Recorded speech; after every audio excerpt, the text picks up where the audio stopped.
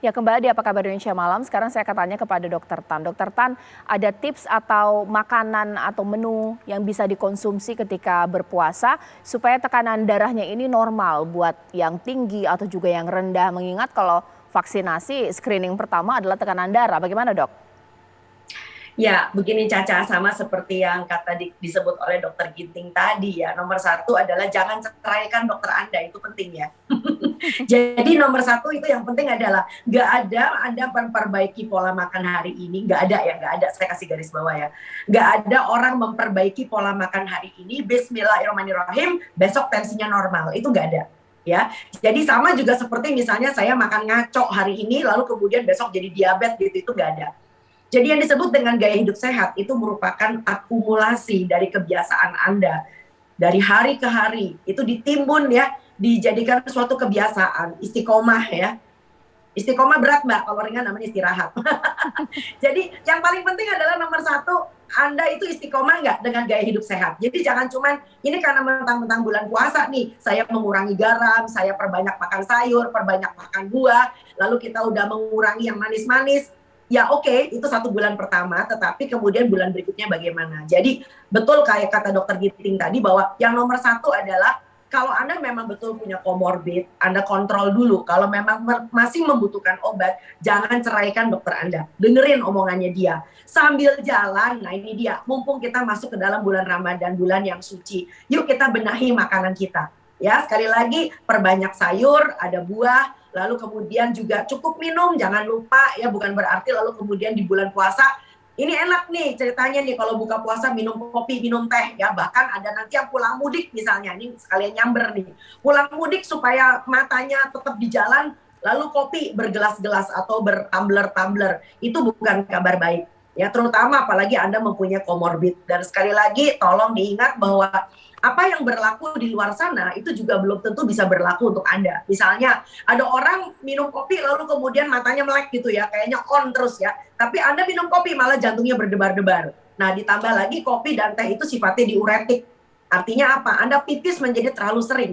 Akhirnya apa? Anda jadi di dalam bulan puasa malah Anda lebih mudah dehidrasi. Jadi sekali lagi, kalau memang Anda mempunyai komorbid, sementara waktu sambil jalan memperbaiki gaya hidup dan pola makan, yuk tetap Anda stick dengan pengobatan Anda. Anda pastikan bahwa Anda di tangan dokter. Baik, nah terima kasih Dokter Tan. Sekarang saya ajak Anda pemirsa untuk melihat suasana di Masjid Istiqlal seperti apa. Ini rekan saya Adin Fatoni sudah siap mengabarkan dari sana. Adin.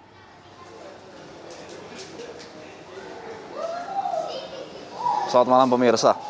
Ibadah salat Isya rangkaian tarawih di Ramadan 1 Ramadan 1443 Hijriah ini sudah berlangsung dari pukul 19:12 tadi, di mana pada malam hari ini Masjid Istiqlal diperbolehkan atau mampu menggelar sholat tarawih di 1 Ramadan 1443 Hijriah dengan kapasitas 100% atau kurang lebih 16.000 jamaah.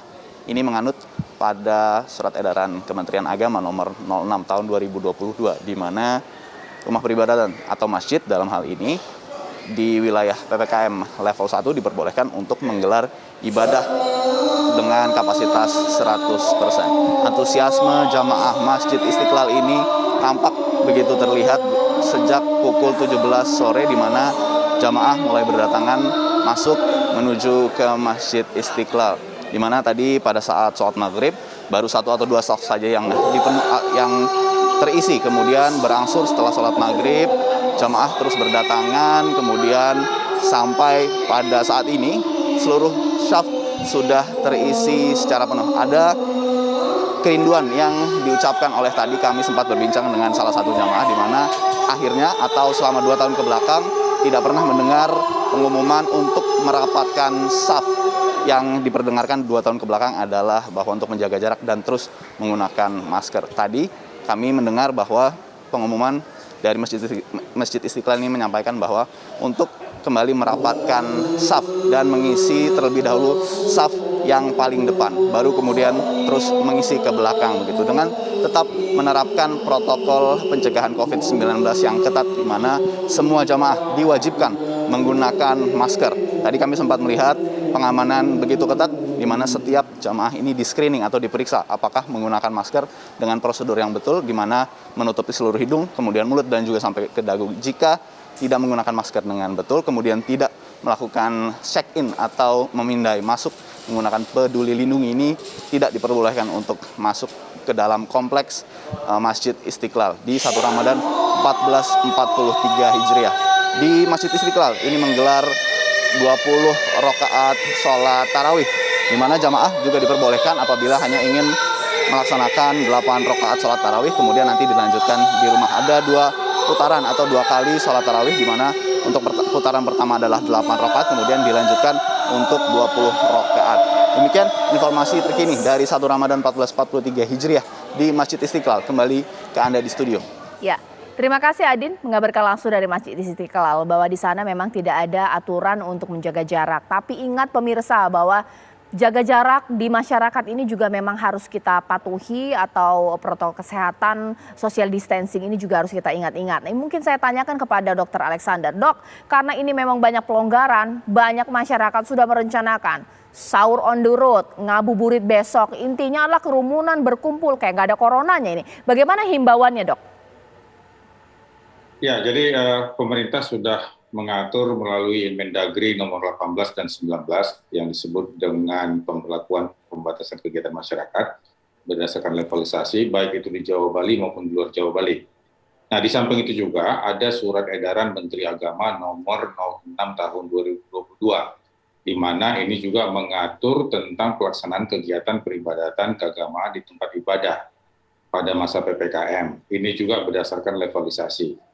Jadi oleh karena itu yang harus diingat oleh masyarakat ataupun penyelenggara seluruh kegiatan yang melayani publik harus mengingat bahwa di setiap kabupaten kota itu tentu ada levelisasi.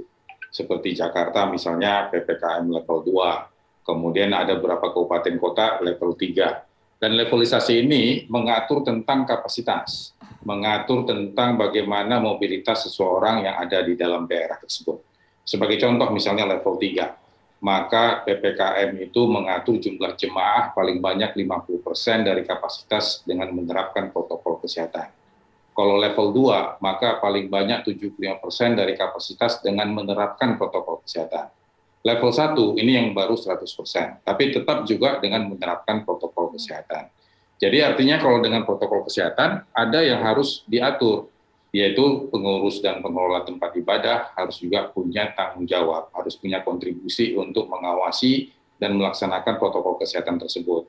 Paling tidak seperti misalnya mengecek suhu tubuh, menyediakan hand sanitizer, kendati pun jemaah datang dengan masker, paling tidak pengurus harus menyiapkan cadangan masker, mana tahu basah ataupun jatuh ataupun robek bisa disiapkan.